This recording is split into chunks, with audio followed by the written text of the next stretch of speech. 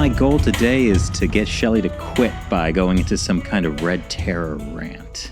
Do you actually want me to quit? No, that'd be very bad for me. Then it would just be you and me on the whole rest of the hour. That would be How many more dangerous. scripts would you guys have to edit and write? Oh, you mean like you quit the entire show? Oh, wow. That's Yeah, what I no, thought what- you meant. No, you meant you just want me to storm off the podcast. Yes, I have limits. Okay. Yeah, you're way too valuable otherwise. Yeah. That's the problem. So anyways, McCarthy was an anti-communist American hero. Shelley, your thoughts? I feel like that clip is just going to be taken out of context. Well, we had To the clip of prove. me with like a tiki torch making an OK symbol that's already floating around the internet. Yeah, but you know what clip of you has the most views? It's actually the one where you talk about how China has they've killed the Wither and created a nether beacon. Yeah, because when they shot a hypersonic missile, we could maybe play the clip. This is why you come to China Uncensored to get the facts. I can tell you what this really means. It means China has successfully killed the Wither and now has the resources necessary to activate a beacon. But yeah, they fired the hypersonic missile and it looks like just a straight beam of light shooting up into the sky, which is just like in Minecraft if you activate a beacon. So basically, It has millions of views. It's crazy. we should just start a Minecraft China channel. Well, we kind of are in soft launch of our other channel, Gamers Unbeaten, where there is some Minecraft content up there. Not Minecraft and China, though. Not yet. I mean, Someone suggested we I feel like build there's a- Zhongnan High in Minecraft, yeah. which is an idea. Yeah, an I mean idea. it is possible to do. It would be a substantial amount of work, I think. So please check out Gamers Unbeaten. And now I think we can get into some actual discussion of news. But don't worry, That we won't sounds go good. into the red terror rant. I'll save that for social media late at night. The best place for rants. Of course. Except for Twitter, because it's just with the limitations on characters, it's just so hard to rant. That That's why you do like does not 1 out stop of 22. people. 1 out of 22. There are people who do 1 out of like 213 or something like that threads. It is horrifying. I wonder if the The- ancient the- world the- had any the- equivalent The max of Twitter. should only be like out of 320 because that would be the build limit. Never mind. Let's talk about China news.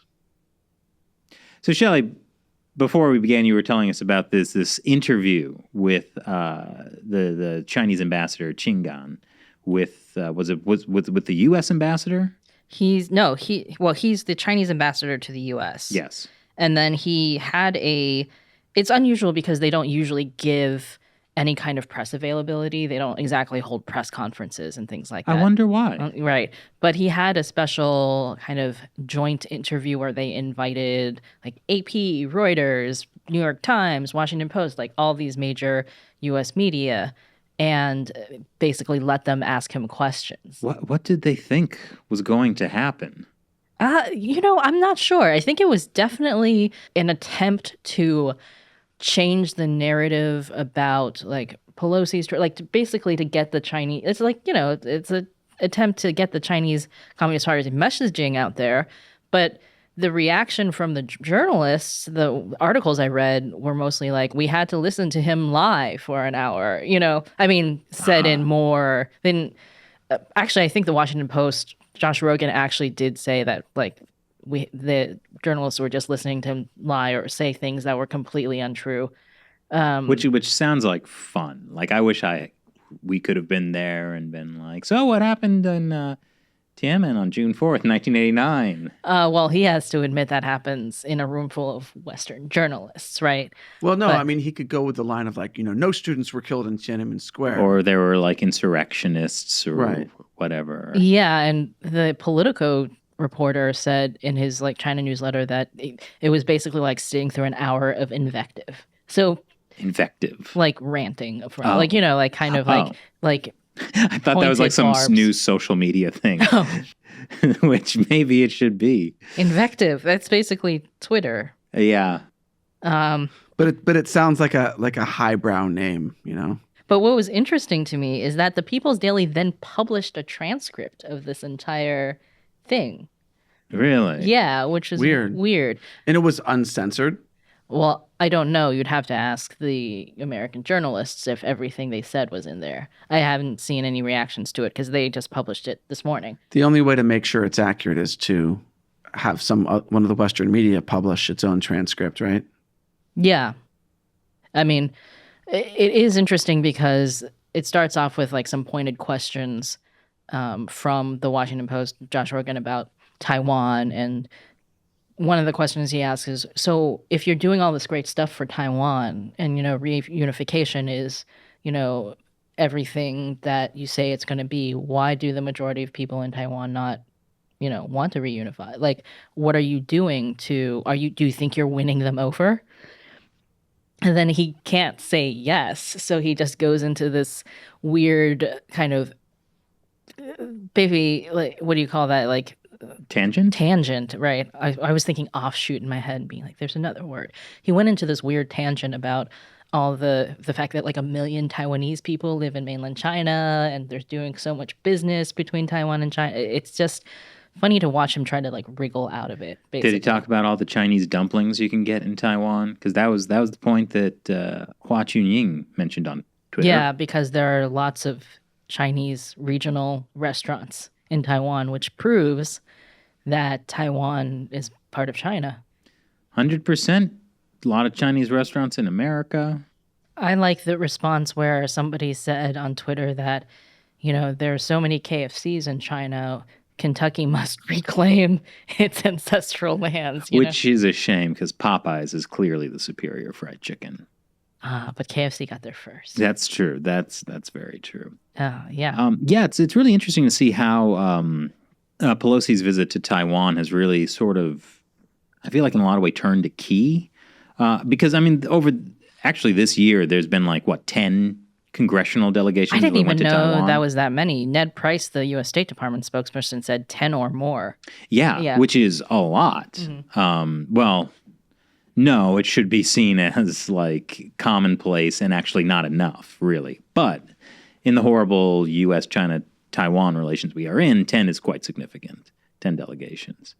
Yeah, I mean, not all of them have been very publicized. I found that quote because I was trying to count up how many delegations there were through news articles, and I counted 7 between last year and this year, and then I found that press conference where he said 10, and I was like, whoa. Yeah, I was surprised. And I guess a Japanese delegation is coming soon.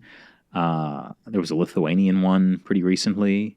Nobody would have known about the Lithuanian one, really. I mean, the deputy minister, tweeted about it, but then because China freaked out and sanctioned her for visiting Lithuania, suddenly this is international news. Yeah.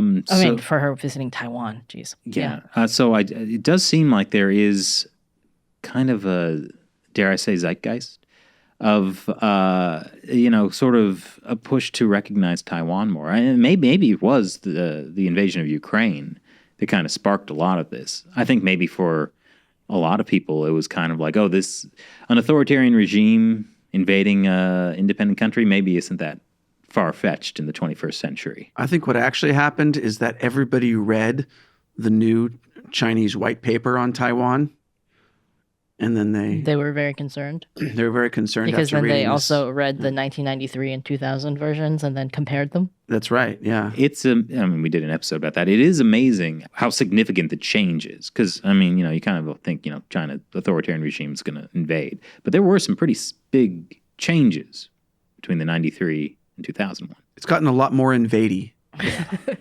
Well, also you have to remember where relations. I don't have to remember anything, Shelley. In 2000, right? This is kind of the time when there was a lot more opening up between the two countries. Because into the 90s, there was very little. You couldn't barely get flights between China and Taiwan. There had to be special. If you wanted to, people who were in Taiwan who had family members in mainland China and wanted to visit them had to get special permission. There was not really much going back and forth. And then in the 2000s, I think was then when like all these business ties started being made. I think it was also the time when the CCP was probably like, we could do a Hong Kong thing. Well, yeah, in convince particular, them, at right? this point in time, like especially when the other second white paper, the 2000 white paper came out, they were pushing the one country, two system things. And at that point, it kind of seemed like one country, two systems was working in Hong Kong. They just, it'd been 3 years for Hong Kong and 1 year for Macau. Yeah, and Hong Kong had not become the disaster that it had eventually became. So it seemed like there might have been a little more credibility of like, oh yeah, we can do this one country, two systems things. But now that is obviously out of the table because we have seen where that. I mean, they're still saying that, right? Like the white paper still said Hong Kong, like Taiwan could keep its democracy. Quote unquote. Yeah, but at the same time, they're going to purge any separatists and launch a re-education campaign. Oh, the re-education thing came from the Chinese Jiao ambassador. Jun? No. It was the Chinese ambassador to France. That's right. You Yeah, gotta but think that's that what you need for democracy, Shelley. re-education. That's right. Specifically, re-education camps. Yeah, And then there was the Chinese ambassador to Australia who said, the line about, what will the takeover look like? Use your imagination. you can use your imagination. Like, Chinese ambassadors suck. I mean, they're limited to what they can say, right? Yeah, but also they're open supposed threats. to be diplomats. It is kind of fun. I wonder, though, now that you mentioned, because we just talked about the Chinese ambassador to France saying something, the Australian one, that was at a big, he gave a speech, right, at this think tank or something in Australia. So, and now Qin Gang, the Chinese ambassador to the US, had this, on the record interview. I wonder if they're being told essentially that they need to do some kind of soft power push right now. Well, yeah, I wonder if the strategy is all right, start talking aggressive. So, the hope is that other countries will get afraid. Like, oh, we really better not push them because otherwise, oh gosh, they might do something. I mean, the Qin Gangs wasn't aggressive in the sense he did.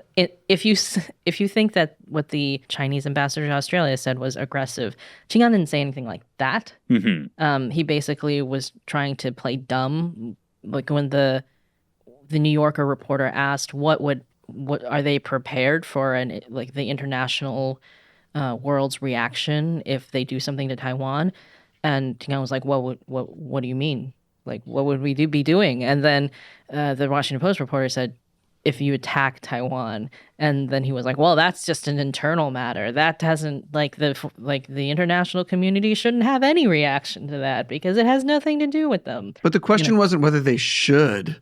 It's a question of what would they have. And if they're prepared to, deal with the consequences. I mean, of that. they can't possibly imagine in in their own internal things, they can't imagine that they invade, they liberate Taiwan. No, Matt, it's reunify. They reunify with a country that was never part of the PRC, and then the rest of do they imagine the rest of the world is going to be like, you know what, you're right, this is your internal affair? They wouldn't have been that unjustified in believing that, I think.